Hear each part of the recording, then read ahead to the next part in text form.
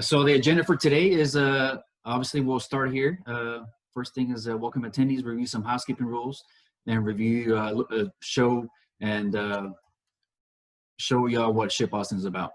And next we'll have our corporate sponsor webinar, SOG, Siler Lanke's group. And they'll talk about what the wonderful things and projects they've been doing lately. And then next we'll have our speakers, followed by a quick Q&A session.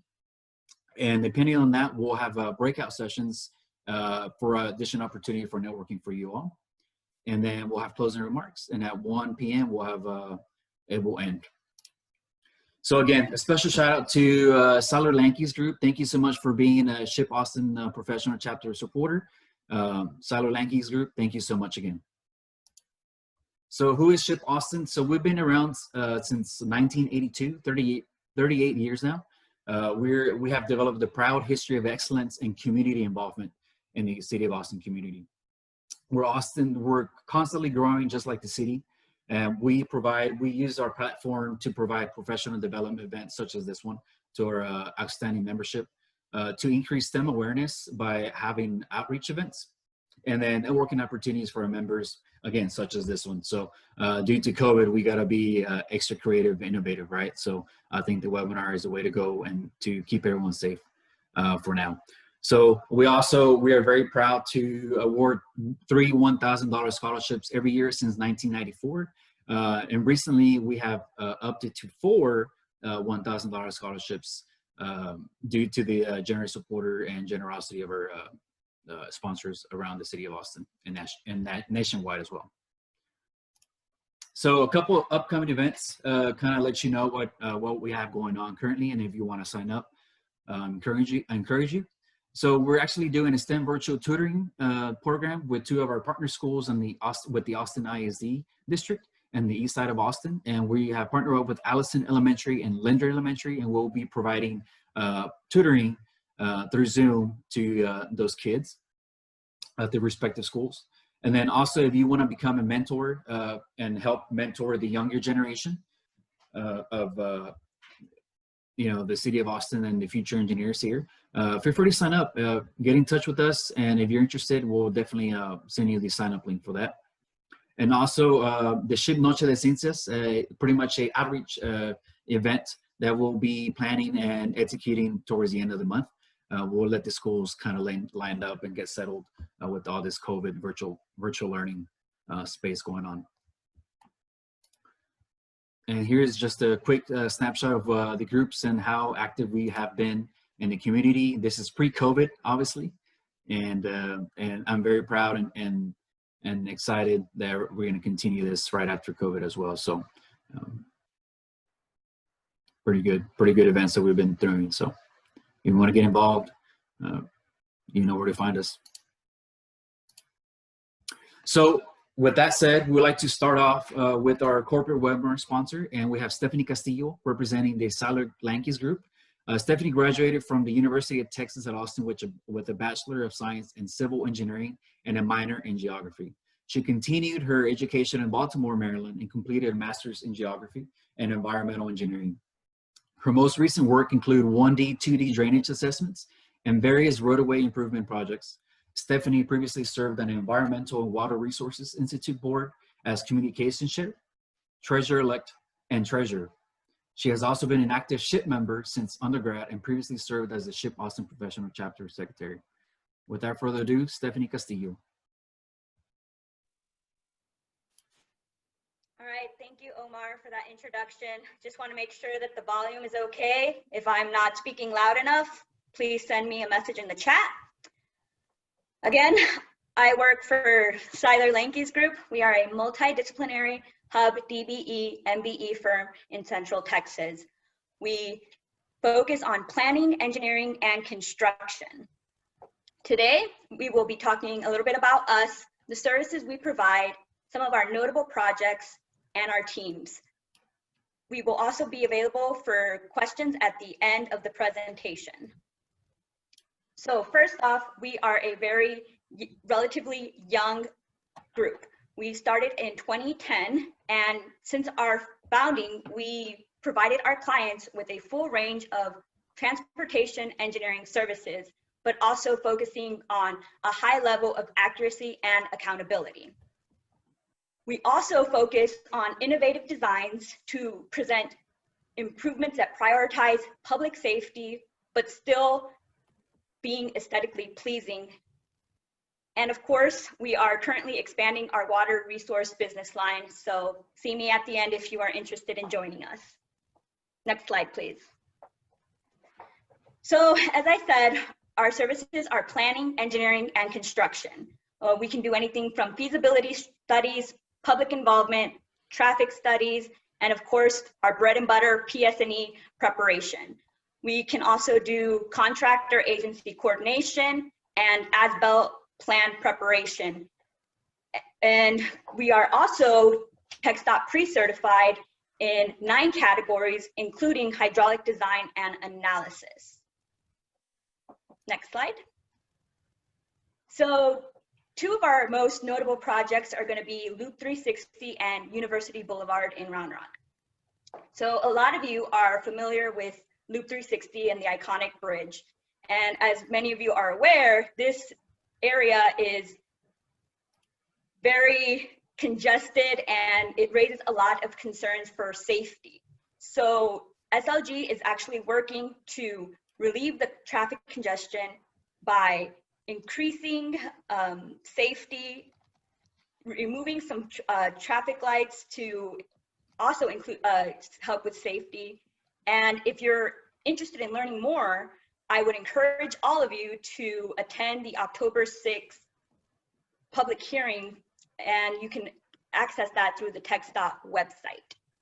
Our project in Round Rock for University Boulevard is actually increasing the capacity of an existing roadway from 2 lanes to 4 lanes and increasing the drainage infrastructure from an existing 4 10x10 box culverts to 5 10x10 culverts.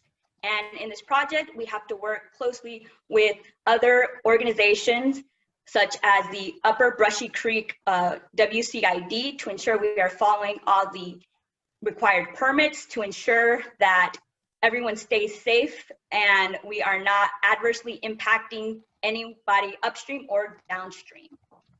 Next slide. So although we are a young firm, we have a big presence in Central Texas. We have several public entity clients, and of course we sub for a lot of larger firms such as CPNY, HNTB, and Jacobs. We are Hub certified, DBE, MBE certified, and we are always looking to partner with anyone interested in working with us. Next slide.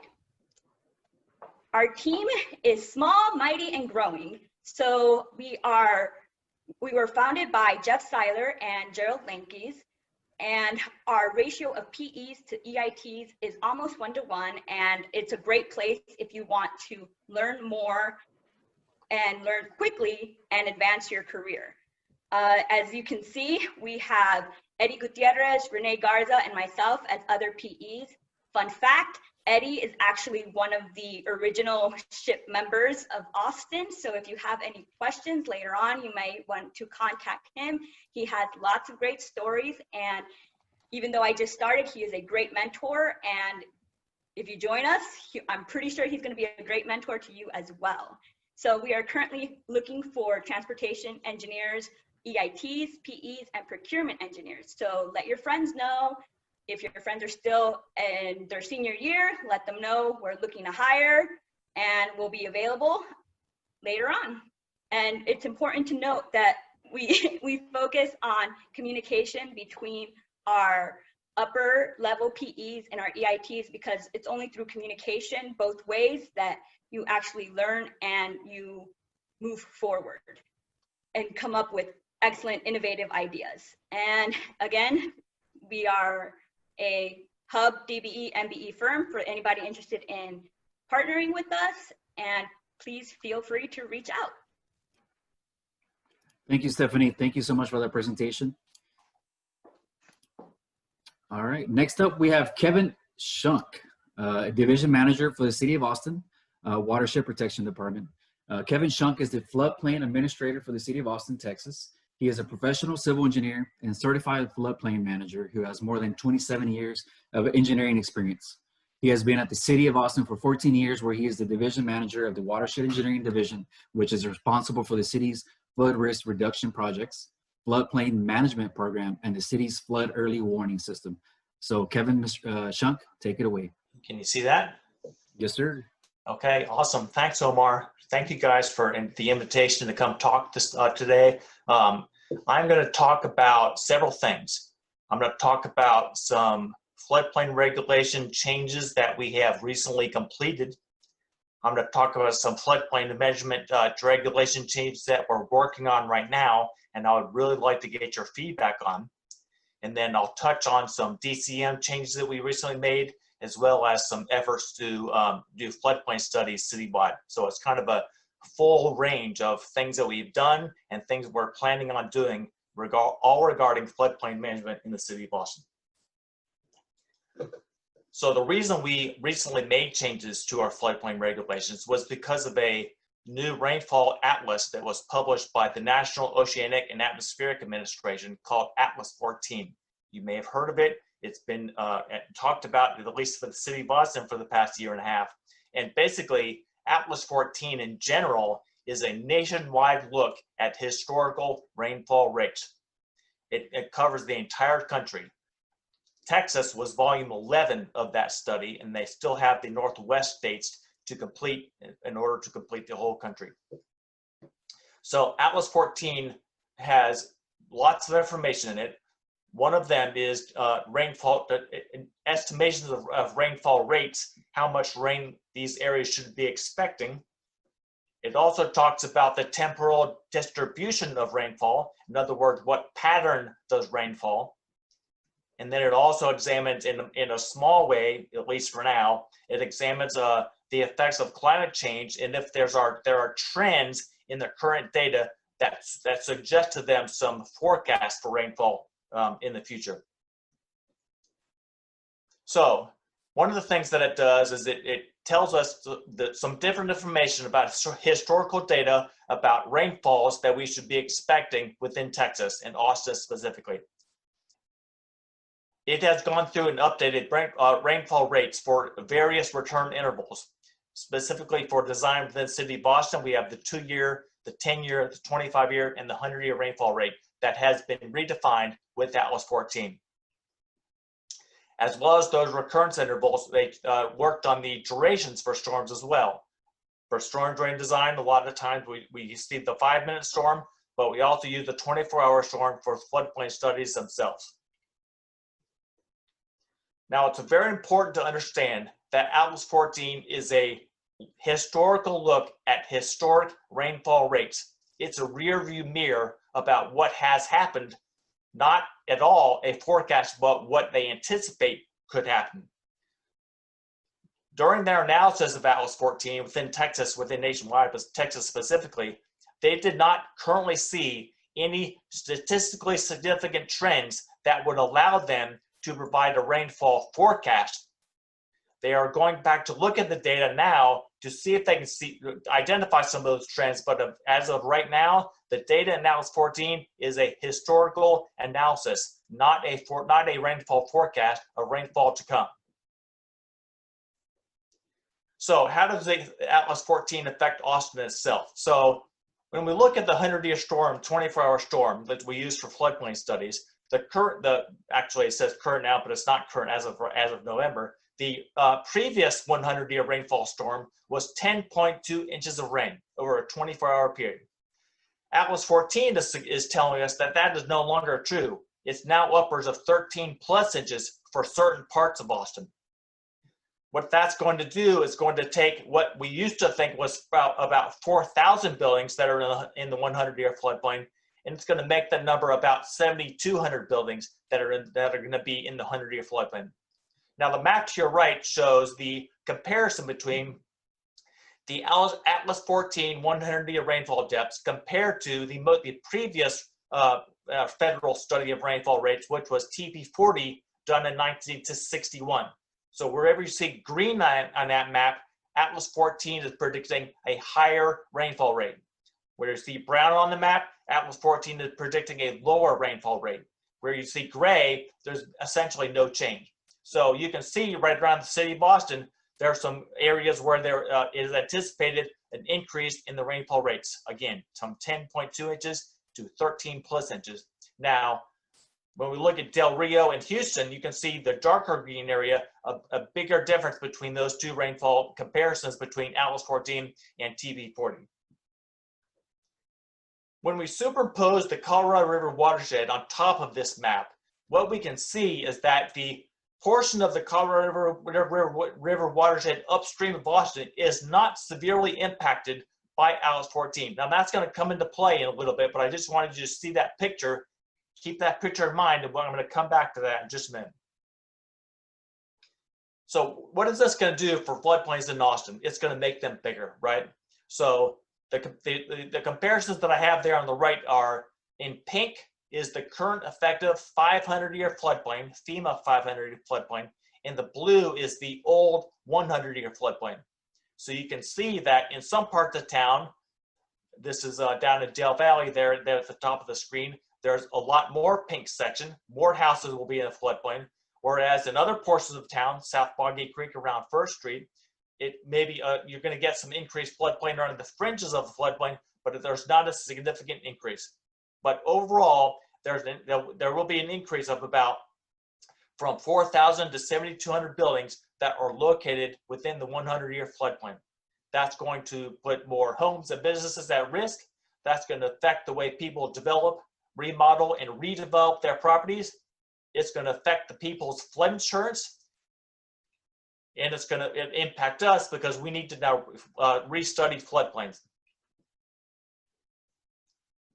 When we look at the buildings that are in the 100-year floodplain, 80% of the buildings in the new 100-year floodplain are residential single-family buildings. 80% of the buildings. So that's why we geared some of our new floodplain regulations around residential development. And I'm going to get to that in just a minute. Overall, across the entire city, there's about 3% of the total buildings are in the 100-year floodplain. Only 3% of all the buildings in Austin are in the 100-year floodplain. So when we think about Atlas 14 and our floodplain regulations, we can think about our regulations themselves provide flood protection up to and including the 100-year flood. That's the purpose, that's the reason what those regulations are based on. Atlas 14 is telling us that that 100-year flood has changed. So the objective of our revisions was to maintain the level of flood protection that we're giving the residents of the city by providing new options that will reduce flood risk citywide. That was our objective with the new regulation updates. So when we think about regulations, some people say, well, do they work? And the answer based on the data we have is that they definitely work. So you can see in this graph, this is a graph showing the number of buildings that were constructed inside the 100-year floodplain. In the 1970s was a boom decade for building in the floodplain. That tailed off in the 1980s. And maybe one of the main reasons for that is that in 1983, that's when the city's floodplain regulations went into effect. So after that, we had the regulations that impacted and limited development that could be at flood risk within the 100-year floodplain. So our response to the Atlas 14 rainfall study was to redo some things within the city of Boston to, again, maintain that level of protection that we have provided to our residents. So I'm going to talk about Land Development Code, LDC amendments, some that we've already completed and some that we're thinking about now. I'm going to talk about some DCM changes that we have already completed. And then we are going to reevaluate flood risk citywide, and I'll talk a little bit about that as well. So when we look at the LDC changes, there are 4 basic changes that we made to the code. We revised floodplain definitions. We created a new exception called the residential redevelopment exception. We expanded an existing exception called the Colorado River exception. and we increased the amount of freeboard citywide. And I'm going to go into detail about what those 4 things are. So when we look at floodplain definitions, again, the 100-year storm going from 10.2 inches to upwards of 13 plus inches, and we compare that 13 plus inches to the current effective 500-year storm, which is 13.5 inches, those two being very similar, and the fact that we have those models, we have those maps now, let's use that data now to regulate development, because we know it's going to be the new 100-year floodplain is going to be close to that existing 500-year floodplain. So the new regulatory floodplain within the city of Boston is the current effective FEMA 500-year floodplain. Similar to that, the previous 25-year floodplain was 7.6 inches. That's going up to about 9 inches with Atlas 14. Again, comparing that to what the previous 100-year flood was, it's similar. We have those maps, we have those models now. Let's use that information to protect development from flood risk. So the new regulatory 25-year floodplain is the previous 100-year floodplain. These definitions are going to be an interim definition, and they will be in place until such time we can restudy all the floodplains in the city of Boston to know what the true 100-year floodplain is and the true 25-year floodplain. So again, they'll be interim for 2 to 3 years until we can restudy our floodplains. These definitions do not impact the floodplain along the Colorado River. Now think back to that figure that I showed you that showed that there was not a lot of impact of the Atlas 14 rainfall study on the upstream portion of the Colorado River Basin upstream of Boston. Because that's the case, we do not expect the Colorado River floodplain to change significantly with this new rainfall data. So the 100-year floodplain on the Colorado River remains unchanged. Now again, the objective of redefining these definitions was to maintain our level of flood protection that we're affording to residents of Boston. And we're trying to limit the construction of new buildings that we know are going to be at flood risk in the future. So the second thing that we did was we created a new exception called the residential redevelopment exception. And what that allows is it provides staff the administrative authority to approve a building permit if it meets certain conditions. And those conditions are, the development has to be replacing or modifying an existing residential building. The development cannot be increasing the number of dwelling units on the property. The finished floor of the building has to be 2 feet above the new 100-year floodplain, and the development cannot cause adverse flooding on other properties. If the development meets those 4 criteria, staff can approve it administratively. That usually was something that would have to go to city council for floodplain variance, but staff can approve it administratively. And the purpose of this exception was to incentivize development that could decrease flood risk. If we have a single family building that's in the floodplain that's say 2 feet below the floodplain, and someone wants to build either a new house or an expansion of that house, let's promote this development such that the new development can have less flood risk than the existing building, and that way less flood insurance costs for those owners. In somewhat addition to that residential redevelopment exception, we have a different exception that would allow minor improvements to residential buildings. So again, on the staff side, administrative side of things, staff can approve a minor addition to a building as long as the finished floor of the addition itself is 2 feet above the floodplain. The development itself is not what we call a substantial improvement. Therefore, the development does not equal or exceed 50% of the value of the existing structure. And again, there's no adverse impact to that development itself. So again, kind of think about if a building is in the floodplain and someone wants to add let's say a bedroom and a bathroom, but they want to keep the rest of the house the way it is. Let's say the existing house is two feet below the floodplain.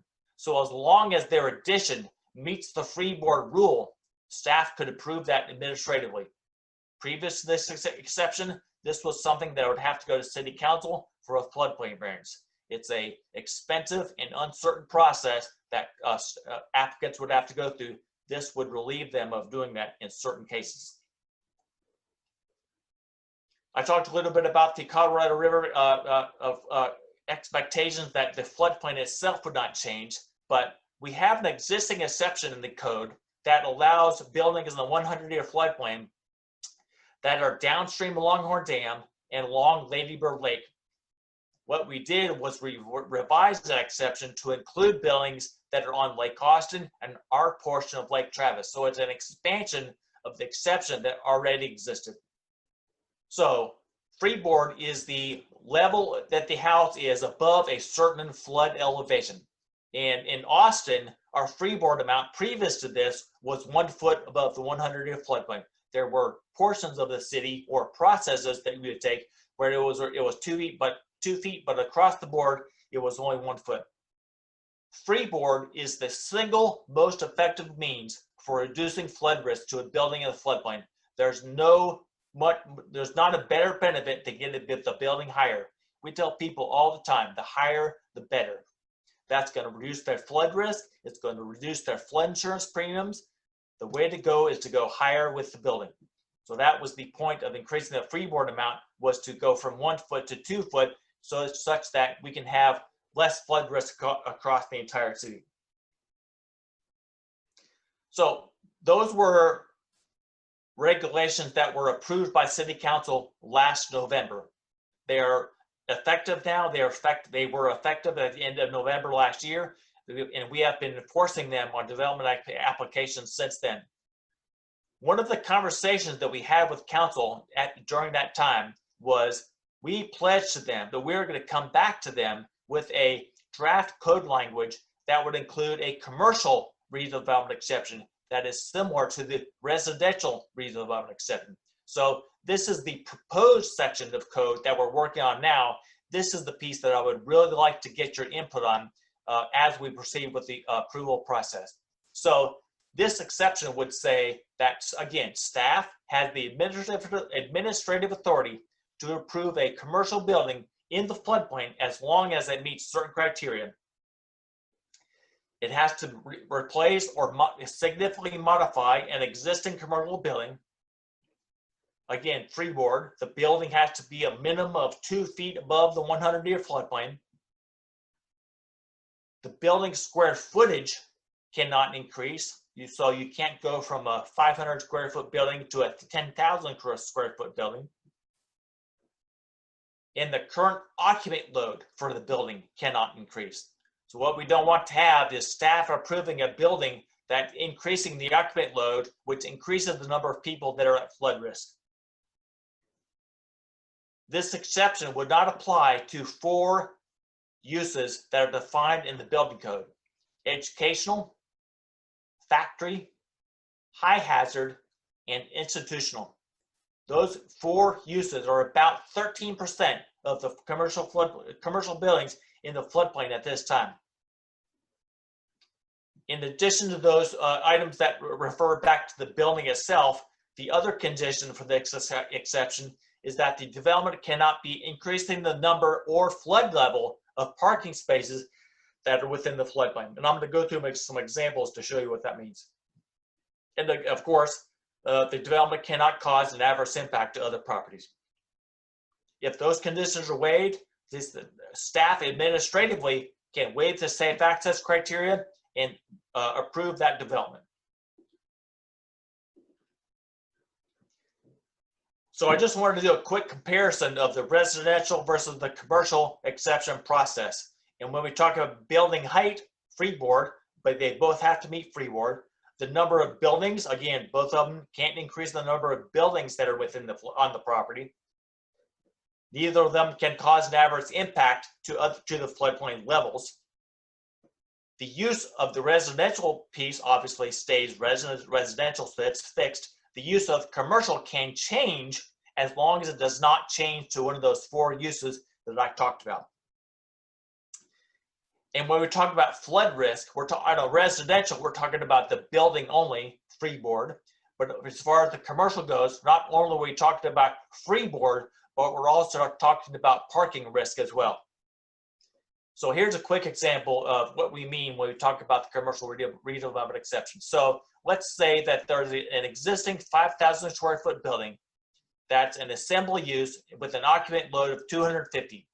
There's 14 spaces in the floodplain with a maximum depth of 14 inches. So obviously the first option is to keep everything the way it is as far as the size of the building and the number of spaces.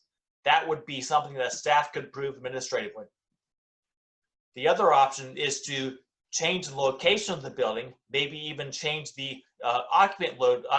Change the use of the building, but modify where it's located on the property. That would be allowed under the exception. And also, this is keeping the number of spaces and the flood level in those spaces equal to what in the existing condition. So those were code changes that we talked about. One that's already been approved and one that's proposed. The other piece we worked on was changes to the drainage criteria manual.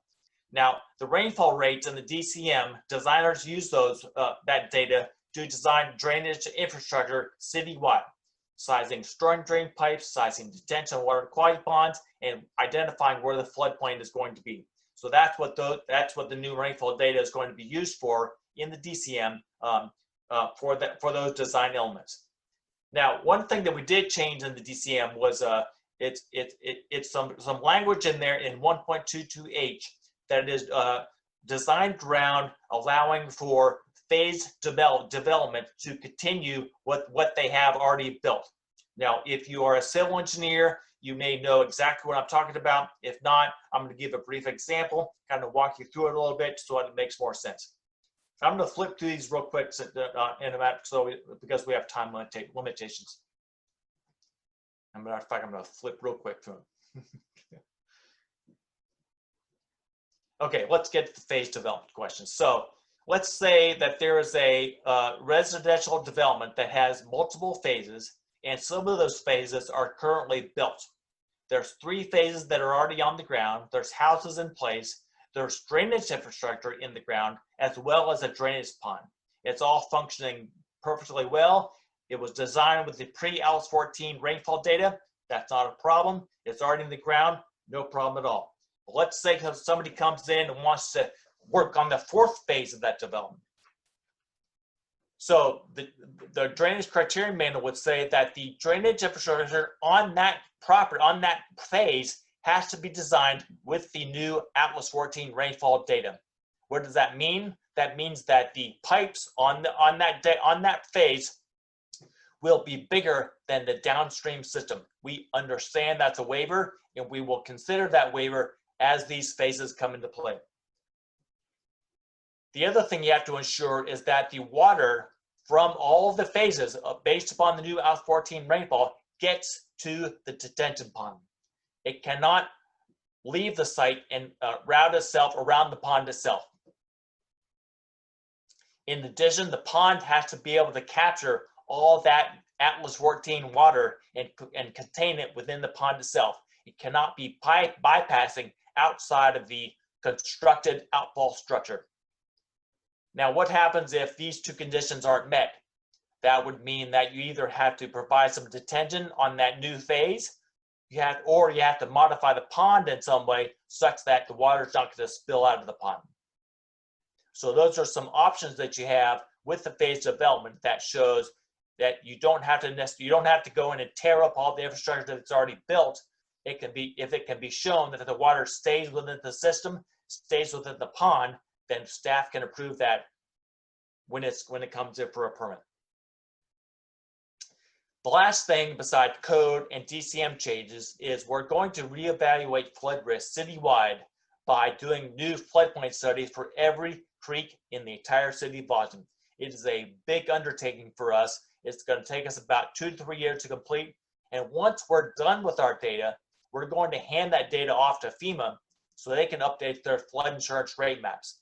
So it's not until FEMA is done with that process that flood insurance is going to be impacted. maps and models that the city of Boston comes up with are not used for flood insurance purposes. So it's going to be 4 to 5 years until FEMA is done with their process that does affect flood insurance rate maps. In addition to evaluating flood risk, we're also going to be evaluating some existing drainage infrastructure that's in place. We have 2 flood walls within Austin, and we have some channel projects. We want to understand what level of protection are those items providing. Since we know the 100-year flood has changed, let's get an understanding about what level of protection they are going to continue to provide. So that's all that I have for you today. I'm happy to answer questions when we get into the breakout sessions, and then I can say afterwards if you guys have any questions after that. Thank you guys very much. I appreciate it. To continue the presentation, we also have another speaker with very valuable information. And her name is Claudia Corsetti. She is an engineer with the Texas Water Development Board. She is a civil engineer with the Texas Water Development Board Regional Water Project Development Group. At TWDB, she works to ensure safe and accessible drinking water, wastewater services, and the flood infrastructure projects for communities in South Texas.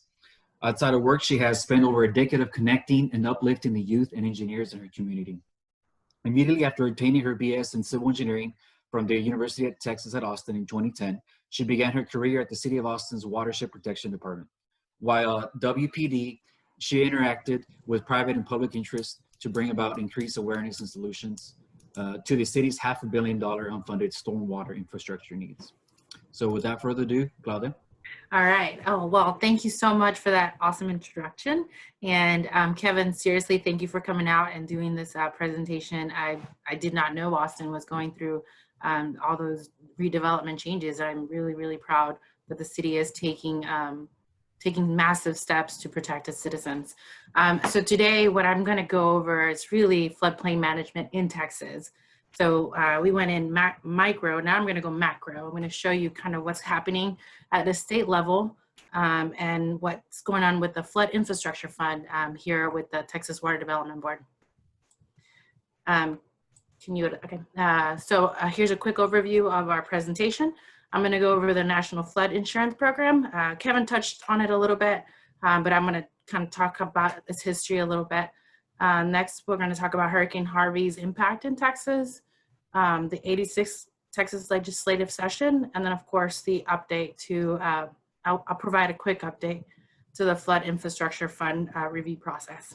First off, everything is bigger in Texas, and so is flooding. Flooding in Texas takes many forms. There's no one solution to mitigate flood risk. Depending on where you live in Texas, you may see a different form of flooding, and some areas are more susceptible to flooding. Kevin highlighted the flash flood alley area, and of course, you can see the rainfall totals change around those areas as well, and so it has a lot of these communities on high alert, and so I wanted to show this quick map of Texas. This map was put together by our board staff, so I'm really proud of it. Next. The National Flood Insurance Program. I'm going to go on to that one. Many Texans across the state understand flooding is an issue and opt in to participate in the NFIP program. Next. So what it means, what it is, it's a participation allows the communities to implement ordinances, just like the ones Kevin provided, are identifiable with the use of the Federal Emergency Management. And the goal is to identify those risks, to keep communities from building in those areas, or at least keep them from putting other folks at risk. All right, so more information about NFIP in Texas. How it is used in Texas. As you can see in this map, this map heavily correlates with those communities that experience flooding. You can see the flash flood alley is 150,000, 1,250 communities that participate out of the 1,400 communities in Texas. We rank number 2 in the US for flood damage claims. Not something we should be proud of. It's just super sad. And we often lead the nation in flood-related deaths. I mean, there are so many road crossings that folks just keep going when they really should turn around. when there's a major flooding happening. So we need to be very vigilant.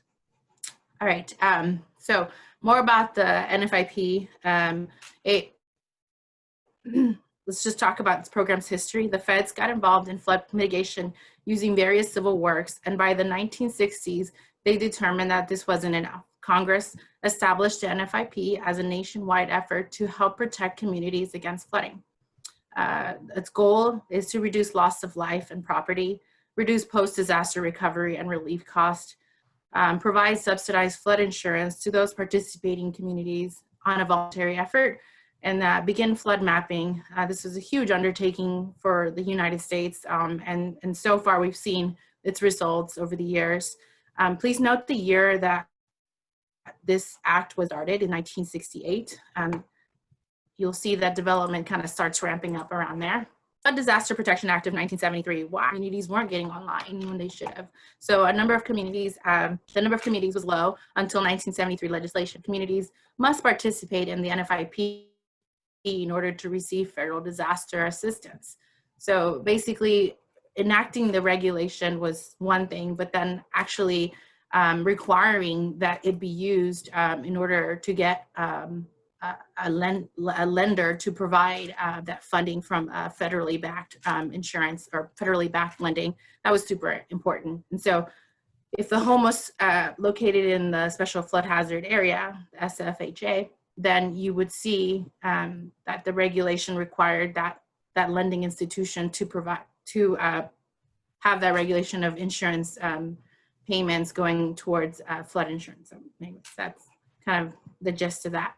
Next. So if you want to learn more, let's go to the next. Okay, if you want to learn more about floodplain, the more the better of the community. Texas Board has upcoming flood shops, so I wanted to highlight those coming up, and I believe these also count for your PE credits if you want to receive some of those PDHs.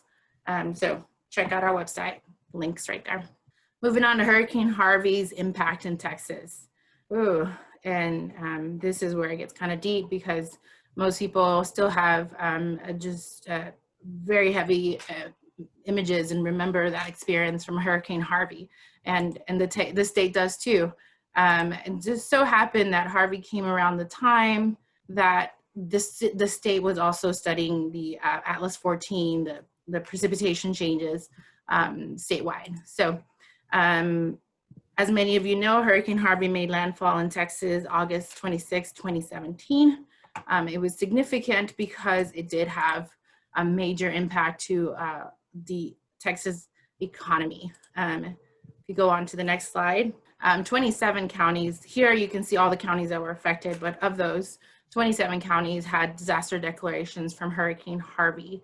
It hit us where it hurts. I mean, it hurts when it's bad, but I mean, financially, the legislature took action, and they've been monitoring how that has affected the state's economy. So if you go to the next slide, you can see it's the financial losses that came from that. We're looking at these numbers in the billions. So our estimated losses from the first year was 16.8 billion, and we gained some 13 billion, and then overall its impact was 3.8 billion.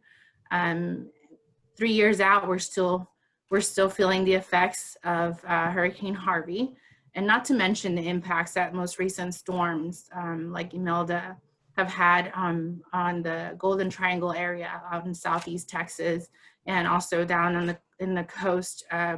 Those losses keep the city down. I mean the state down from recovering from even Harvey. So, and next we're going to look at how Harvey and the impacts of, or the release of Atlas 14 have shaped communities.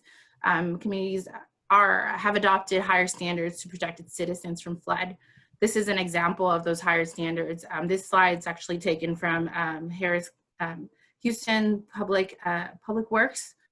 They did a presentation with EWRI, but you guys, freeboard regulations. Here you can see how Harris County is also enacting 2 foot of freeboard elevation changes for the 500 year.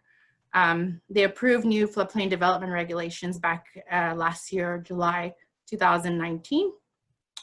And then the Harris County Commissioner Court unanimously approved tougher rules for building in floodplain in unincorporated Harris County based on Atlas 14 rainfall data. Let's see, moving on to the legislature. I know we're kind of running late. So,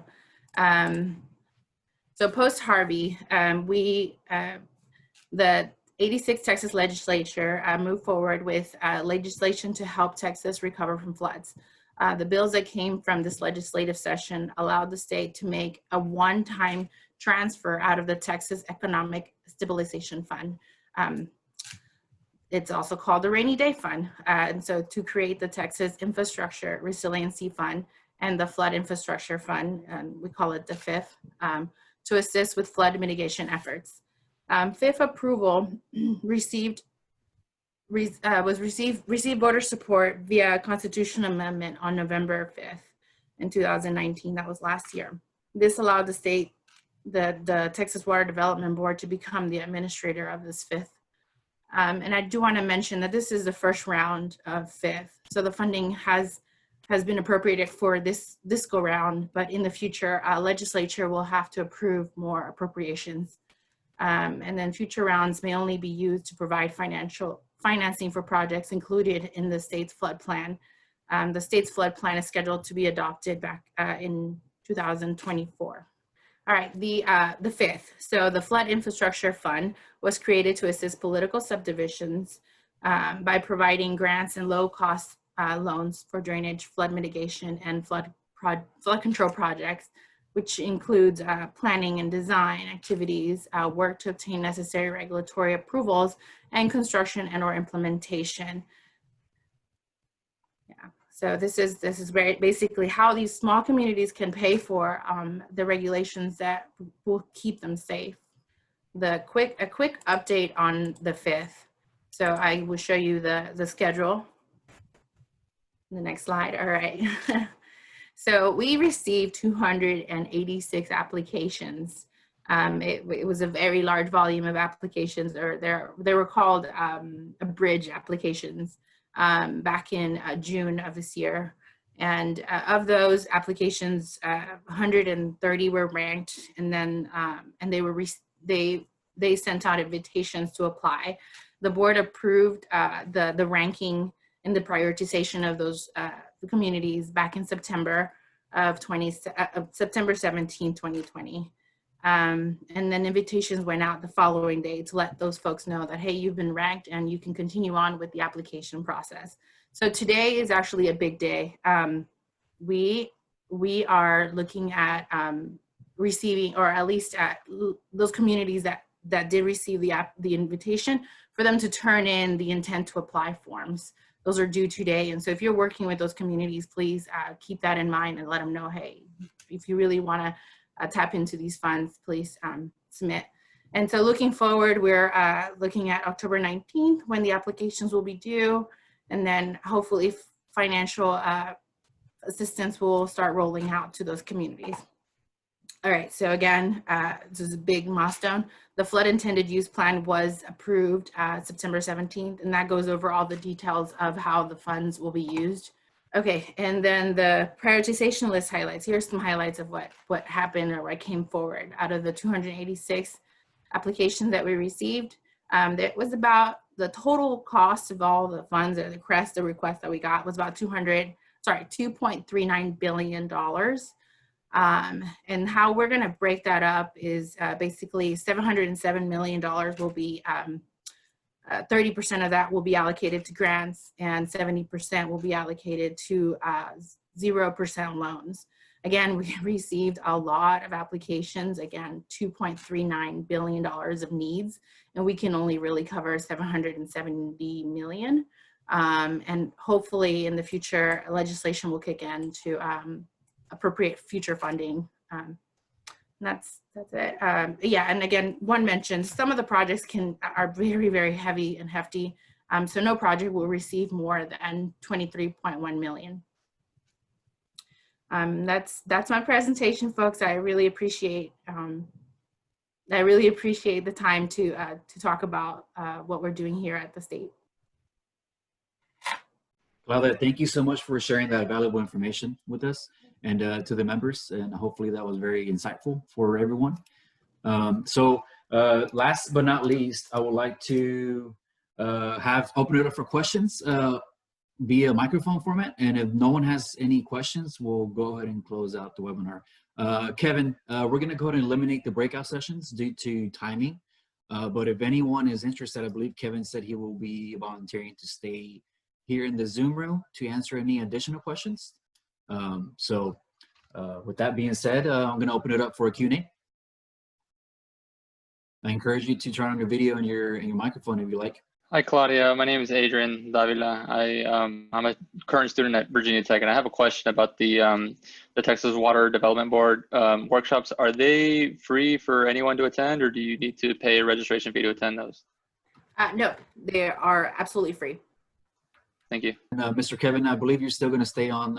I'll be staying on with you to answer any additional questions if you like. I am, yes.